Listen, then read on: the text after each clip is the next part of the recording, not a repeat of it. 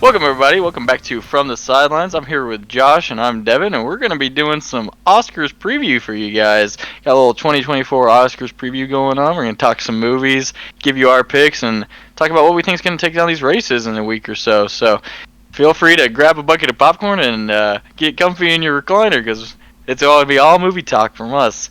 And while you're at it, you might as well pull out your phone and go to Twitter or Instagram or any other social media and drop us a follow at FTS Pod, or go sub on YouTube. You can find us at From the Sidelines Pod. And if you have any questions or comments, or want to give your thoughts on any of these Oscar races, or what you think should win, if you think Lily Gladstone should take Best Actress, just let us know. Feel free to send us an email to theftspod@gmail.com. So Josh, you wanna get started here? Yeah. What do you think? Let's follow the Oscar format. Let's follow the format of the Oscars. Let's go Best Supporting Actress first category. I don't think we need to spend a lot of time on this one. I think this one's pretty well in hand. Not a big competition here. I think Divine Joy Randolph is just going to win. She's won at all the precursors, the SAG. You name it, she's won this award. So she'll be winning, and yeah, I think that's who I vote for as well. Yeah, no, I mean, I agree. I mean, it's in her name, Joy. I mean, she was a joy to watch on the screen. It was great. I mean, the chemistry she had with the rest of the cast and the holdovers was great. I mean, her and Paul Giamatti just dominated. And, I mean, I don't know, every scene she was in, she just took over. It was obvious that she was meant for that role, and I think there's no question she should win. I mean, I think there's some people out there that may think that Emily Blunt might win, but that's just because of the Oppenheimer hype. But no, yeah, I completely agree. I've got Divine Joy Randolph in the Best Supporting Actress as well, so there's not much to say at all. Yeah, I mean, as long as America Ferrera doesn't win, who cares, right? That's really all that matters. That was definitely the most shocking of the Best Supporting Actress nominations by far. Yeah, it was a terrible, not a good performance. But I mean, it was just polar opposites from Joy Randolph. So thankfully, the best one's gonna win. Exactly. Not much to say. Not much to say. Want to go on to the next one? Yeah, let's go to Best Supporting Actor. This one a little more contentious. I think the winner's pretty much well in hand, but there's some controversy over the nominations. But Robert Downey Jr. gonna take this award down. I don't think there's any question about that. Fantastic performance in Oppenheimer. And William Dafoe left out. Personally, I think Charles Melton in May December was fantastic. Probably my favorite part of that movie. So I wish he would have gotten a nom, or even Dominic Sessa from The Holdovers. I loved his performance as well. But yeah, I'd give it to Robert Downey Jr. and it looks like they're going to. Yeah, I've got RDJ too. I could see the Academy going with Ryan Gosling as well. I think it would be a mistake, but I could see them going that direction. I think he's already won some awards. The odd man out here, I think, is Sterling K. Brown. I didn't think his performance in American Fiction was good at all. I mean, I thought it was completely adequate, completely fine, not Oscars worthy. Like you said, I think Dominic Sessa could have easily replaced him, or Willem Dafoe. It didn't make sense. Yeah, I mean, it was fine. He just wasn't on the screen very much, and I don't know. Like, I don't feel like it was that crucial of a role. I mean, I don't know. Just Charles Melton is just a focal point of the movie, and has to be good to make the movie work. Again, just not for me. Not a performance for me. It was fine. I don't think it was definitely top 5. Yeah, I've got RDJ winning. I think there's some good performances though. I think Robert De Niro, great in everything that he does. I mean, he's a mastermind at what he does. So you see him and he's on the screen, he is making an impact for sure. And then Mark Ruffalo, I mean, sneaky good pick. I thought he made Poor Things. Obviously, Emma Stone was phenomenal, but every scene that Mark Ruffalo was in had me dying. I thought the dude was hilarious. And then he had some moments where, he's scared to be pissed off, and he had to deliver that anger, and he did really well. I mean, as somebody who's used to seeing him in Marvel and being wasted as a character, and it's good to see him in a role like that. But obviously, RDJ, Strauss, and Oppenheimer was just phenomenal. I mean, it was unbelievable. I don't have anything else to say. So good, you got to watch it twice, right? I gotta watch twice. Yes, sir, yes, sir, man. Yes, Actually, sir. yeah, we're about to go see it again. So I'm Yes, hyped. sir. All right. So we'll switch gears from the acting categories. Kind of some blowouts there. Go to a more contested race, a little two-horse race for you, Josh. We got the best animated feature. One of my favorite categories each year. I gotta say, for some reason I love the animated features. I like you just get some nice surprises. I mean I got two. I mean I got okay, nice surprises, maybe a little bit of a stretch with Robot Dreams, but I'm big fan of Nimona. If you listen to maybe a little 2020s decade movie draft, you'll hear how big a fan I am of Nimona. But I still I'm hoping I think it will win, but I'm hoping Spider-Man Across the Spider-Verse takes this category down. I haven't seen The Boy and the Heron. I mean, I watched Spirited Away. Regret that decision. So if Boy and the Heron's anything like Spirited Away, it is not for me. So yeah, I'm just gonna take my favorite movie of the year and take Across the Spider Verse. I think it'll win. Yeah, I mean, eventually we've got to disagree, but I think just everything's been so straightforward so far. I mean, there's a clear-cut winner for every category, and there's no exceptions here. It's Across the Spider-Verse. I mean, I don't know a ton about animation and like all the technicalities of it, but I mean, I know when a movie looks good, and that movie is just amazing. I mean, in the first one too, like the style of animation is just unlike anything that we've seen before. Obviously, the Teenage Mutant Ninja Turtles movie came out this year. Didn't get nominated, but it's got a similar animation style. So there are movies that are starting to pick up on that and kind of use that style. But I mean, Across the Spider-Verse, Into the Spider-Verse paved the way. Looks amazing, and then it's just a 5-star movie. I mean, it's just exhilarating. It's a race the entire way. There's no point in that movie where you feel any sort of boredom or dullness or just feel like it's slowing down at all. It just keeps going and going and going. Phenomenal movie. Absolutely should win this award. Yep, I'm a little bit worried about The Boy and the Heron, but yeah, I think Across the Spider Verse will win. I think it won the won the Eddies tonight. Is that what happened? Yeah. Thank you. Yeah, I won the Eddies. So I mean, maybe that's a pretty good precursor. So Yeah, I will say what shouldn't win, and that's Elemental. I mean, I haven't seen that one. talk about just the most lazy Pixar movie there is. I don't know what it is with Pixar, but just every single movie that they have been coming out with lately, aside from a couple, like Soul was great, but aside from a couple movies, it's just been so lazy, and that it's the same thing for Elemental. Like, the plot is predictable, and it's just not fun. Also, I had the worst theater experience of my life. Took the girl. We went and had a little nice date. Went and saw Elemental. Just theater packed full of children. If it's gonna be on Disney Plus, wait for it to come on Disney Plus. Do not, for the life of you, go see any sort of animated Disney movie in theaters because it's a living hell pretty much. But that's my Elemental rant. Obviously, Team Spider-Verse. And tell you're a big fan. Oh yeah. All right, we won't touch on every category, Josh, but we'll touch on the ones I feel like we can speak on. We have pretty good pulse on, pretty good opinion. We'll go to the best live action short here. I think this one's pretty much well wrapped up. I think The Wonderful Story of Henry Sugar will win this award. Wes Anderson short, fantastic. It's just pure Wes Anderson doing his thing for 40 minutes. It's the style you'd expect, and I don't think any of the other shorts really came close. I mean, I kind of like Night of Fortune, and Red, White, and Blue had a nice twist, but they were definitely nothing like the experience of Henry Sugar. So that's my pick as well, and I'm excited to see it win. Yeah, no, I agree. Wes Anderson. I mean, it was the best Wes Anderson project of the year. Yeah, Asteroid City. You were completely mid, but Henry Sugar I thought was really intriguing. I thought it was a great short film. Benedict Cumberbatch, I mean, was meant to be in a Wes Anderson film, so I would love to see them get together again in the future and do a full-length film. I did like Night of Fortune. That was probably my second favorite of the live action nominations. I don't know.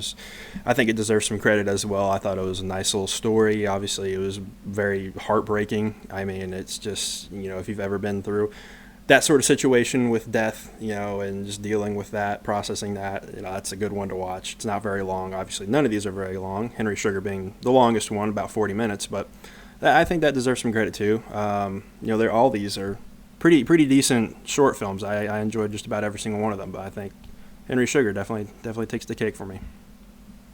Yeah, I think they're all like solid, but I think Henry Sugar was definitely the special one out of that group. And then if you turn your attention to the best animated short, I think Letter to a Pig is supposed to win. I think that's the projected favorite. It couldn't be me. Could not be me. I mean, I I had to sit through that in our uniform. Just abysmal shorts. Just the most painful experience. Like I guess the first half of Letter to a Pig was like okay, like pretty good. But I don't know what happened in the second half. If you've seen it, like it just completely lost all sense of direction for me. You went to Pluto in that short, so it was not for me. I definitely would be voting for 95 Cents is Here. Probably my favorite short, I think. Even better than Henry Sugar.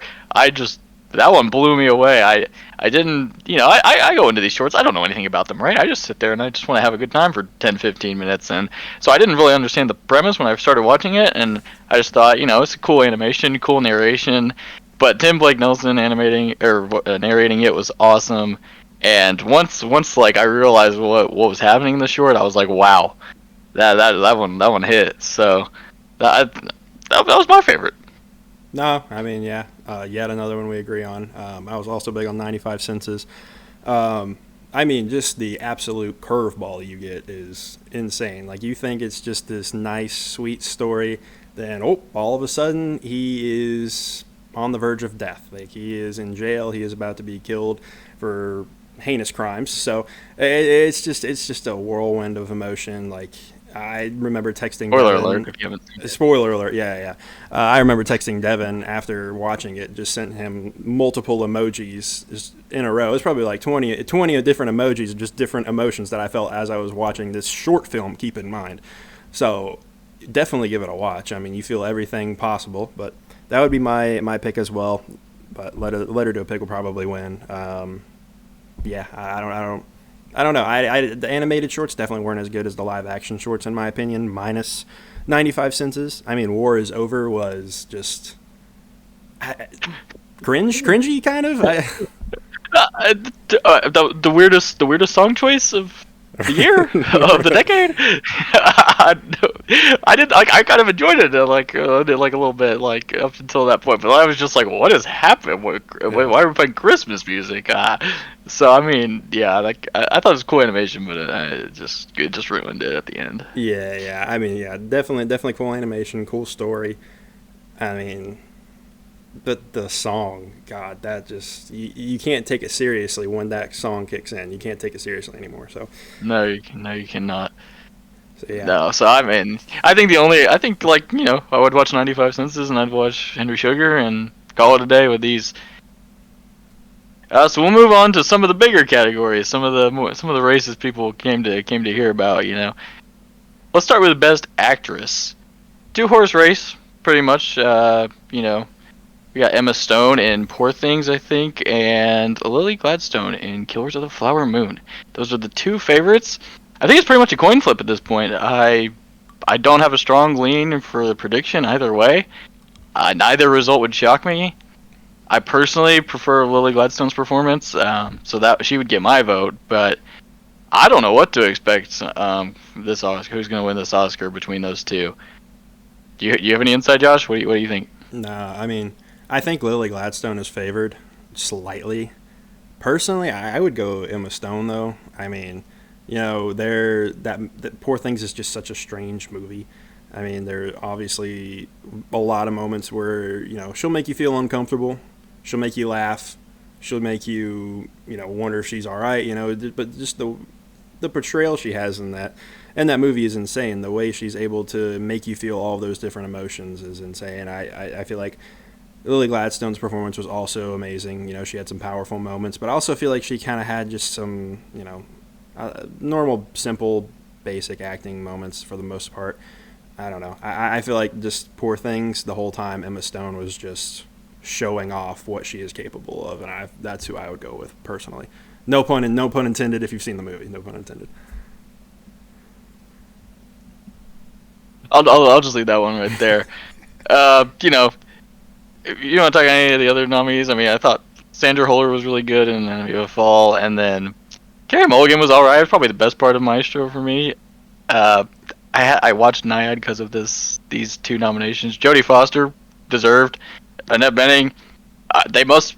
The only thing I can figure out is that they were like, there's something I don't understand about the physical demand that was required to play that role, because she's doing the swimming challenge, but I mean she's just swimming for 85% of her screen time.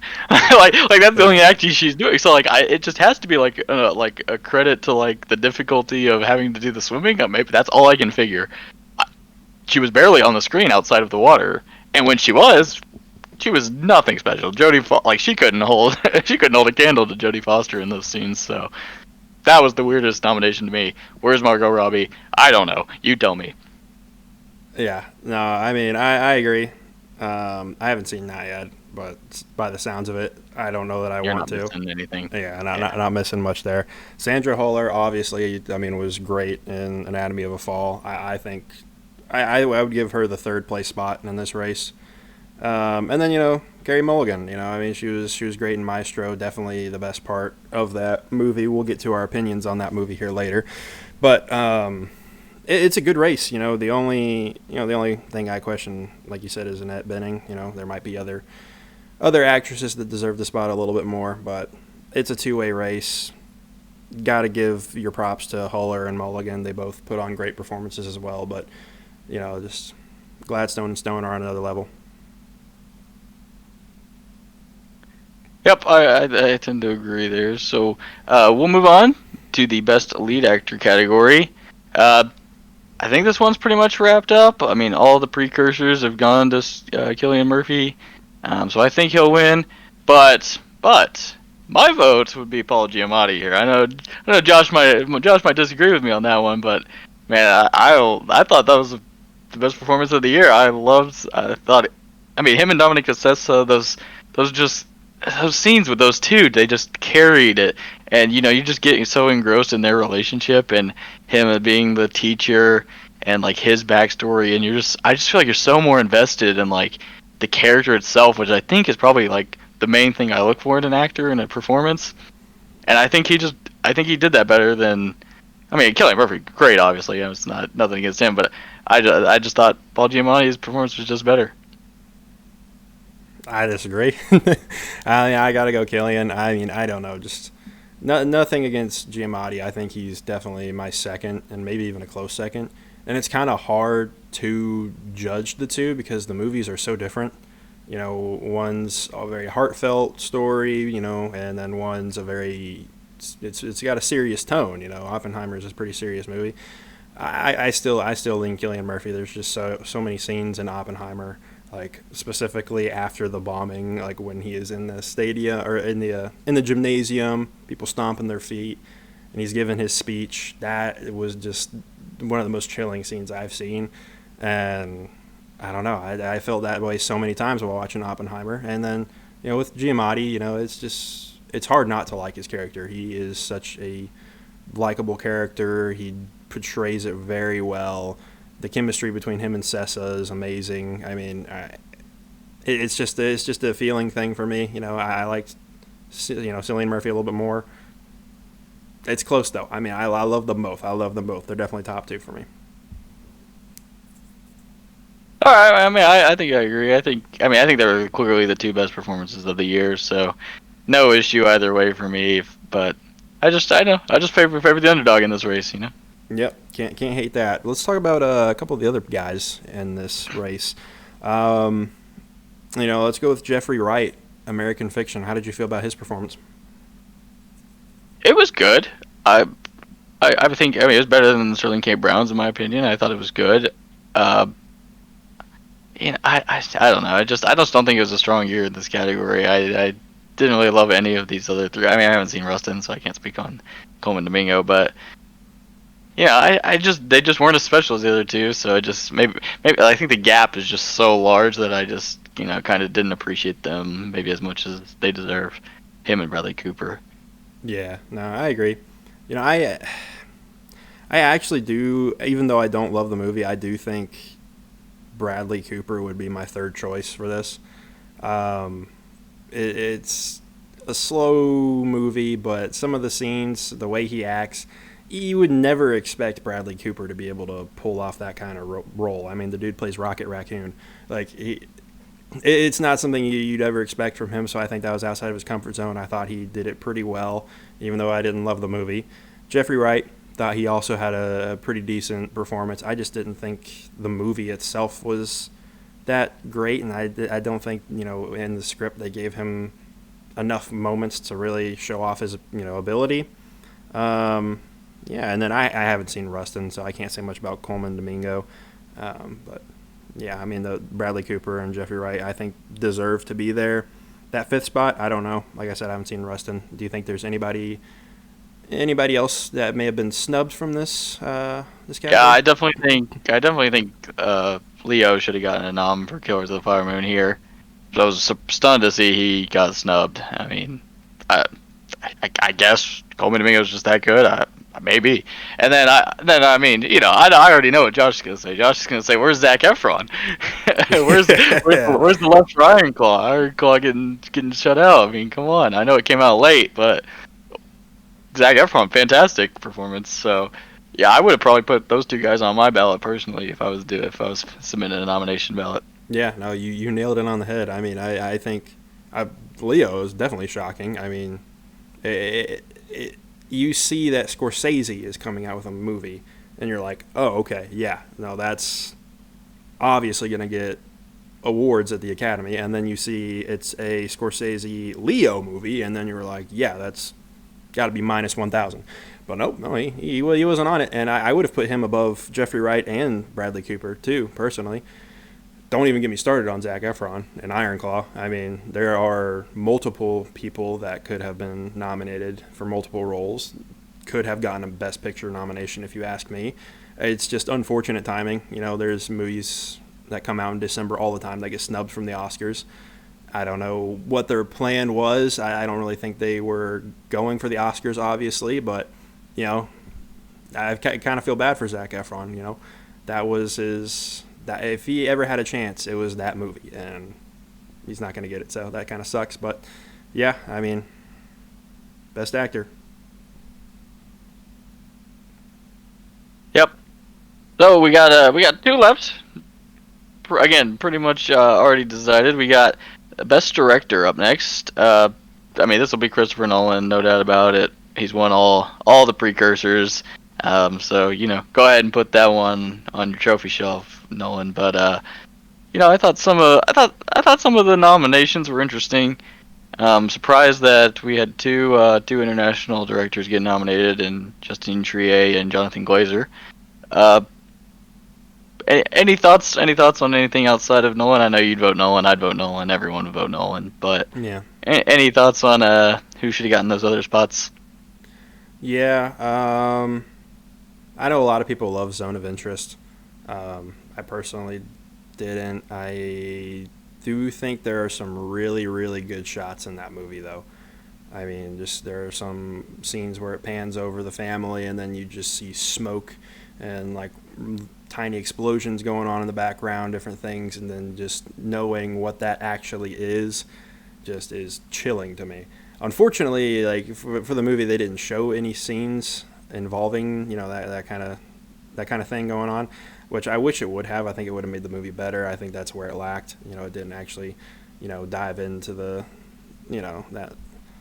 that kind of situation. But and then Anatomy of a Fall, I thought it was a good movie, but as for from a director's standpoint, I don't really know if there was I don't know. I think Trier is probably the weakest of the bunch, in my opinion, for this nomination. Yeah, I mean, I just don't think there were any like special stuff outside of the one scene in Enemy of the Fall that Hmm. I was like, that was like well done, and like kept control of the movie. And I think like the ending wasn't really good. I would have preferred like an ambiguous ending probably, rather than like getting like the court's decision. I don't know, just some things I would have done differently in that movie. I definitely would have preferred to see like Celine's song for Past Lives. I thought that I didn't love that movie, but I thought the directing in that movie was fantastic, especially the like once once they came over to America and they met up in person. I thought all of those scenes were really well shot. I mean, I thought Hmm. the opening and ending scenes were just fantastic work. Um, and it really, I really think the final scene was like, man, this is something special. So I would have liked to seen her get recognized in her directorial debut. Yeah, I couldn't agree more. I completely agree with that. I thought, especially like you said, the opening and ending scenes were amazing. I know you're a big opening and ending scene guy there. She deserved it. Yeah, that would have been great to see her get that nomination. Unfortunately, she didn't. There's just a lot of great things going on in that movie. But I mean, Yep, her and Greta Lee left out. So sad. yeah, that's also shocking. Greta Lee, but you know, it's Nolan. It's Nolan. I mean, there's no Yep. question about it. Yep. No Alexander Payne either. No love for the Holdovers. Come on, guys. What are we doing? I don't know. But anyway, we'll move on to the final award, the biggest award of the night. We already know who it's going to. Best Picture. This will be Oppenheimer for sure. No question in my mind. But Josh and I'll go through. We'll start 10-1, and we'll go through and give you our power rankings for the 10 nominated Best Picture movies. And surprisingly, if you've listened to the rest of this podcast, you'd be surprised. We have a lot of opinions in common here. so so we'll start at the bottom. Number 10, Maestro for me. I got Maestro. I mean, I touched on it just a hair earlier. Now we could talk about it just a little bit more. But it's just that movie. Just it doesn't grab your attention much at all, aside from a couple of scenes. Like it's not a long movie, but it felt way longer than it was. I don't know how to describe it. Just kind of boring. Kind of boring in a sense. I mean, some cool music, some cool scenes. I just didn't care for the character. I didn't care for much at all. I thought the script was just boring. Like I didn't. He would just be talking. I just didn't really know or care what he was talking about. So Yeah, it was not interesting at all. Try to stay awake in one watch of Maestro Challenge, Impossible Edition. I just, I mean, the longest 130-minute movie ever. Nothing really positive to say about it. What worst movie I watched of the year?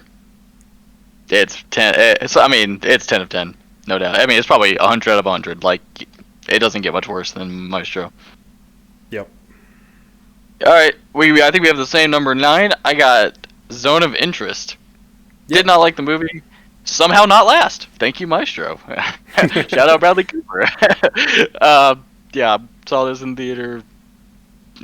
The sound is the one good thing I can say. I think if it won Best Sound, I think that would be well deserved. That's easily the best part of the movie. But it didn't do anything for me. The black screens, I'm just sitting there. That not effective. The like implication of it all, it's like, okay, great, like I know what happens. It's history. It's not like I have to fill in some big aha or like gaps in my mind. Like, it just doesn't work for me. So it's boring. Not a lot of dialogue. Not a lot of interesting scenes. I watch a guy turn off lights for 5 minutes. Like, what are we doing here? So yeah, no. But somehow not last. Somehow not last. I agree. I also have Zone of Interest at 9. I liked it a little bit more than Devin. I gave it 3 out of 5. I thought there were definitely some cool stuff going on. I thought it was extremely chilling, extremely unsettling.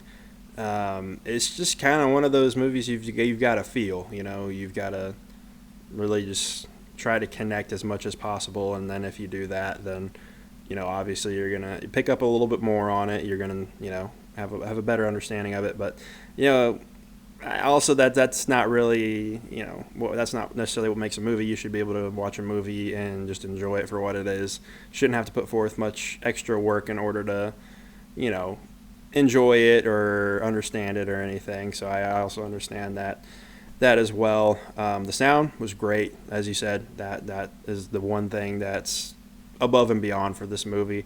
And yeah, no, I mean, it definitely had its slow moments. So it's not a 5-star movie by any means for me. It's a 3-star movie. I know a lot of people have this, up there with Oppenheimer. I know some people would say, it's probably second. Not for us. Unfortunately, just couldn't get behind the slow pace of it, and yeah, I don't know, just not a ton, except for the sound. Yeah, no, I mean, just yeah, didn't work. I know some friends who liked it, just not me. All right, we're moving on up. Number 8, I have Barbie in this slot, Josh. I got Barbie, yes sir. All right, we're 3 for 3 on matching.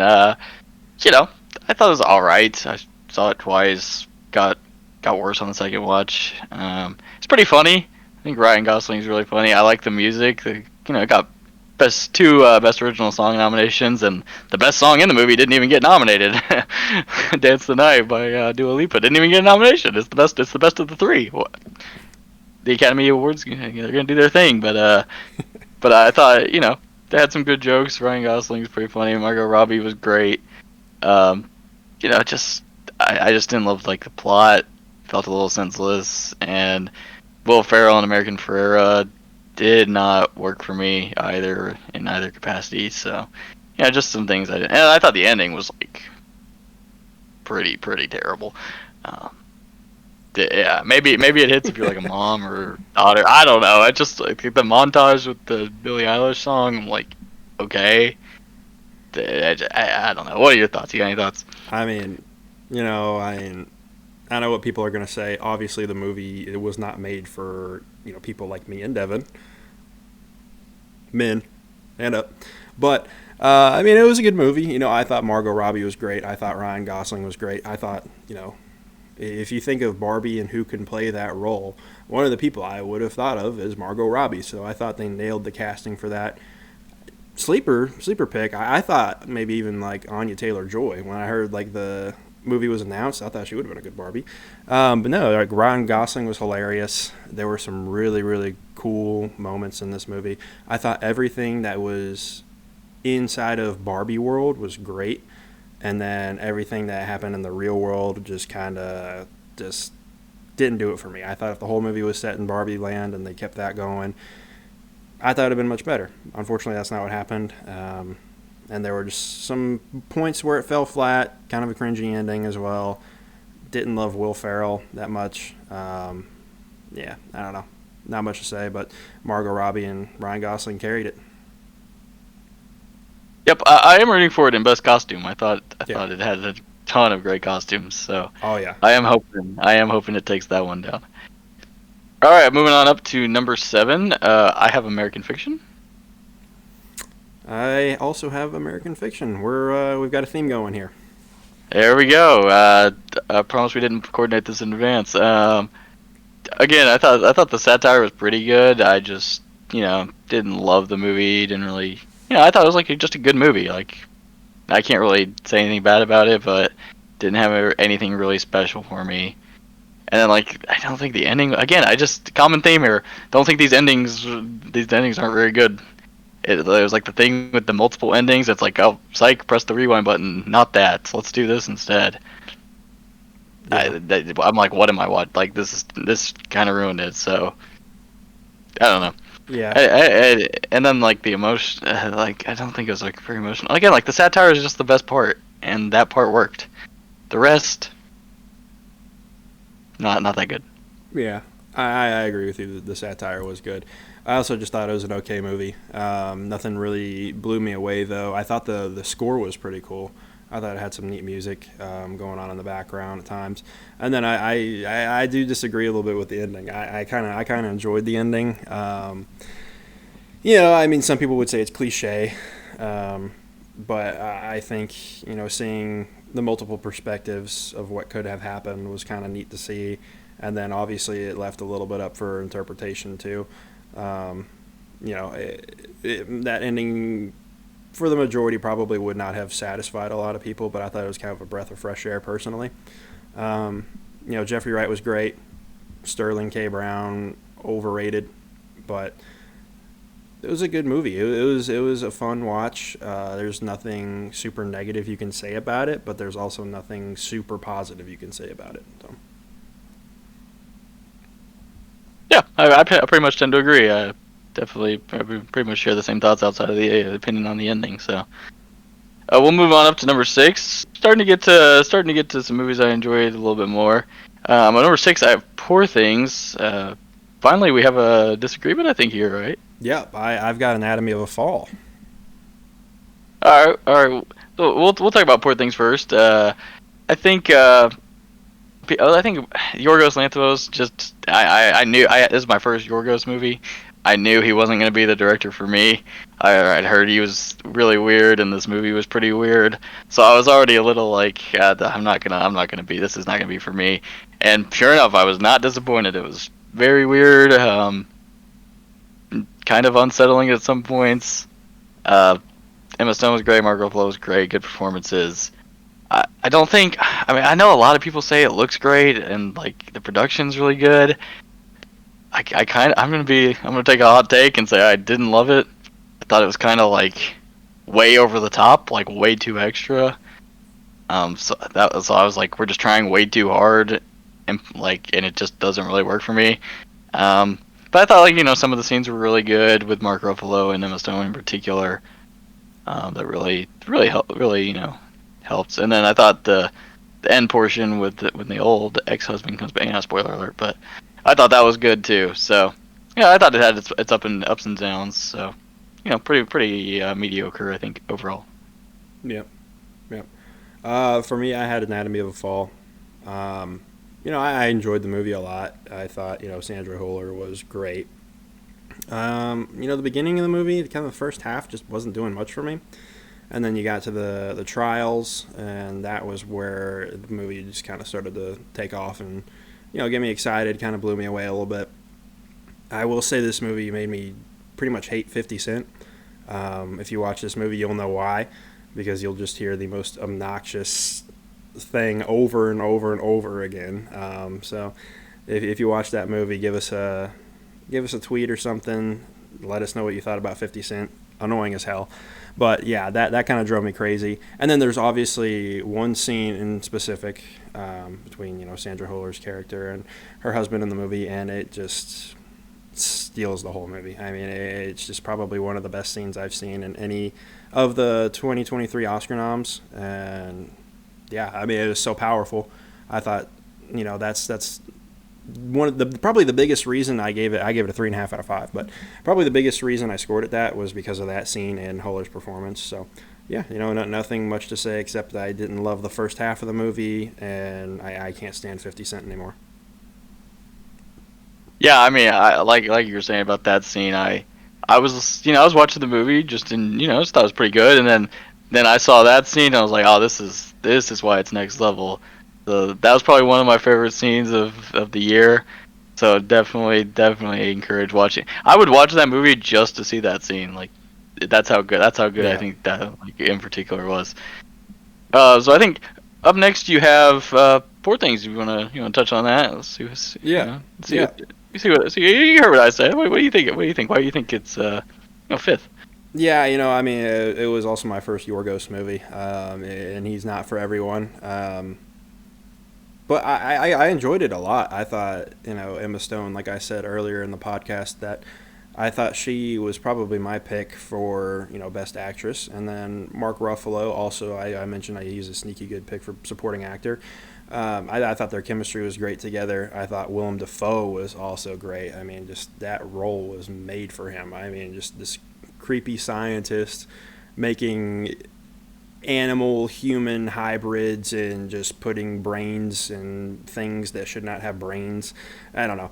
He's just that maniacal, evilish but cynical kind of guy, and I think Willem Dafoe is obviously the perfect person for that. He played Green Goblin. He's done that kind of thing before. If you've seen Lighthouse, I mean, kind of a similar kind of vibe, I think. Yeah, I just thought the style was unique. Obviously, there were some moments where I was a little unsettling, a little uneasy. Saw some parts that you don't want to see a little too close up. But all the cruise ship stuff with Mark Ruffalo and Emma Stone is maybe my favorite stuff in the movie, just because it was so funny. Their chemistry was great. It looked awesome, I thought, and yeah, I mean, it was a good movie. I know you don't agree with the look, but they go outside and you just see the sky. I thought it was unique. I thought it was unique. It was obviously edited up a bit, but I thought it was cool to see. Okay, I mean, it's you liked it a little bit more than me, but we pretty much agree here. My number 5 is your number 4, so we'll talk about this one. Killers of the Flower Moon. It's good luck trying to watch it in one sitting. Some of us are able to do that. Pat myself on the back for that one, but if you want to take a week like Chad probably will take to watch this one, I don't blame you at all. Over like 3.5 hours. So basically my analysis boils down to you got two things you can do as a filmmaker. You can make it really good and really long, or you can make it like not as good but not really long. But you can't pick one or the other. So if it's gonna be, I thought it was like pretty good, but the fact that it's so long, it just detracted from the movie for me. So I wish it was like 2.5 hour max, and then I probably would have liked it a bit more.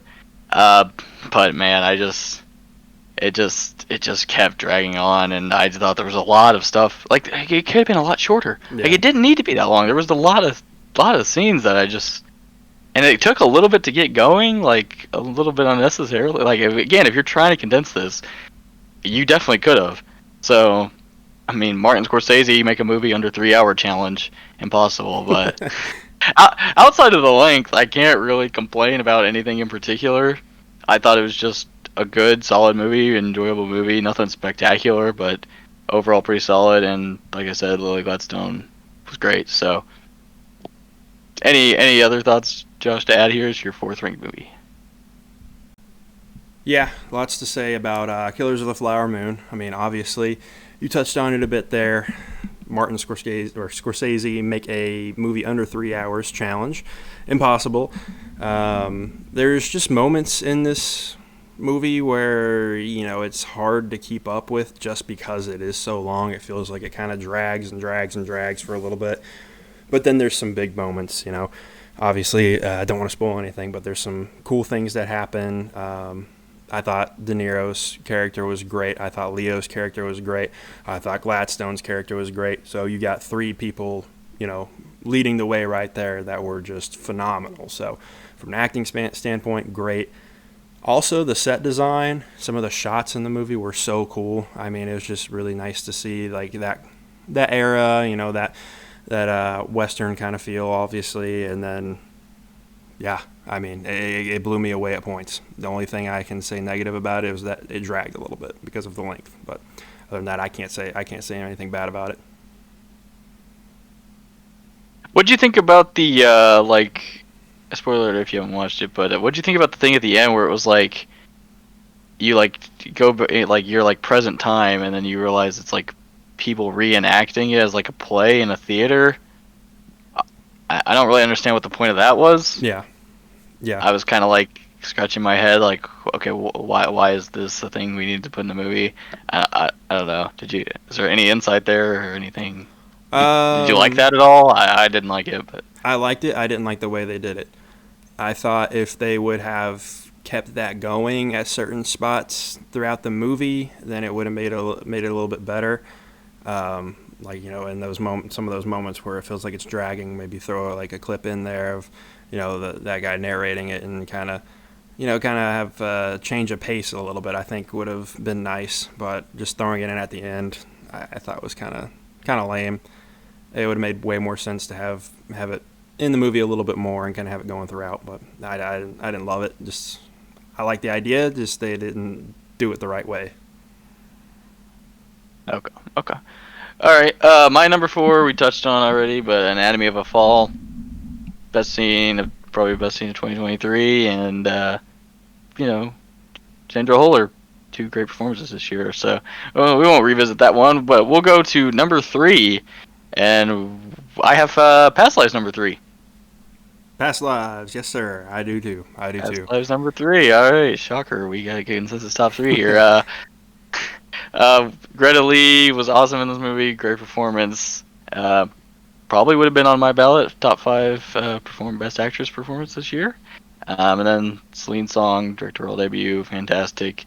I don't think it was as much of a gut punch for me as I think it is for most. I don't know, for whatever reason. Maybe I just think like trying to fit the whole like 20 something year relationship into like under 2 hours felt a little like rushed and condensed for me, to where I don't feel like I fully immersed myself in their relationship or their history. So maybe like a little more like backstory or like development of the relationship would have worked more for me. But I thought once they arrived in the city, in America, and like her current husband and all of those conversations, and then of course the end scene, that part of the movie was great. But I just didn't have much of an emotional connection to like take you to that next level. Yeah. I mean, what a husband. Talk about a husband. Like if you were in his shoes, would you let your wife do that? Like would you, like it, I don't know. Yeah, no, that would be tough. He definitely handled it better than definitely handled it better than I would have for sure. Yeah. Oh yeah. Oh yeah. Definitely kind of a bit of a red flag. But no, yeah. Like for me, it was a gut punch. If you've ever had similar experiences to what happened in past lives, obviously you're going to connect with that movie a little bit more. I gave it a 4.5 out of 5. Nearly perfect movie in my eyes. I do agree with Devin's point, and that we could have used a little more depth, a little more backstory. I think that's what held it back just a little bit. If it was, a little bit longer, I think it would have been much better. Like I wanted to see a little more from their childhood, a little more from their 20s. I thought everything, from the second half of the movie on was great. I just needed a little more from that first half just to really helped me connect even more with the characters. Greta Lee, phenomenal. Could have gotten a nomination in my opinion. And then, yeah, the ending scene was great. Just the whole time, I felt it in my chest. You're about to shed a tear. You're about to shed a tear. Am I going to shed a tear? And then the ending, you finally shed a tear. And then, yeah, it's a phenomenal movie. Only thing I could say is that we needed just a little bit more, and it would have been perfect for me. All right, now we got the top two. We got same picks here. So second overall, we have the Holdovers. Shockingly, Alexander Payne movie. I feel like we touched on this one pretty much, but three awesome acting performances in this one, and they had to be awesome to carry this movie because that's pretty much all it is. And I thought the writing in this movie was awesome. One of my favorite in recent memories in terms of the writing. So I'm glad to see that. That's probably one of my biggest things I like in movies is well-written movies. And then Dominic Sosa, best breakout performance of the year. Where's that Academy? Where's that award? I think we should definitely add like Yeah. best breakout performance, best breakout director, or something like, or directorial debut, something like that. Basically get like a Rookie of the Year award in the Yeah. Academy. I don't hate Yeah, that. I'd, Yeah. I like that. I like that. I'd like to see something like that. That'd be really cool. But or at least give us a best supporting actor album. Yeah, it's just something. But yeah, just a heartfelt movie, fantastic relationship scenes. I think the end scene when Giamatti is like leaving and that he's talking to Dominic Sessa's character. That was probably like the biggest gut punch in of the year for me. Something about that relationship and that bond was special. I thought so. I really like this movie. It's fantastic. Yeah. I agree. It kind of gave me Good Will Hunting vibes in a way, and obviously both me and you love that movie. Yeah, I mean Giamatti, Sessa, Joy Randolph were phenomenal. I mean the chemistry between all three of them were great. The story was just heartwarming. I mean, it's I might just say it. It's the best Christmas movie. Like, I don't is that a hot take? I don't really know. I think it's the best Christmas movie. It's going to be on the watch list every December for me from now on. I just loved it. I feel like if I go back and watch it a second time, I could bump it up to a 5-star movie. It's just I can't think of much wrong with it. I mean, I can't think of much wrong with it. Like I said, it reminds me of Good Will Hunting, and yeah, best Christmas movie. Elf, get out of the way. National Lampoon's get out of the way. It's holdovers, baby. Don't let Chad hear you say Oh, that. Dad's gonna hate that. Dad's gonna hate that for sure. But I mean, it's technically a Christmas movie. Do you think that's a hot take or not? I don't know. It might not be a hot take. It doesn't like just feel like a classic Christmas movie to me though. So like, yeah, I don't think I'd watch it like to get in like the holiday spirit or anything. I don't know. Yeah, It just doesn't have that same type of vibe to me. But I mean, if you classify it as your Christmas music, it's probably the best one. yeah.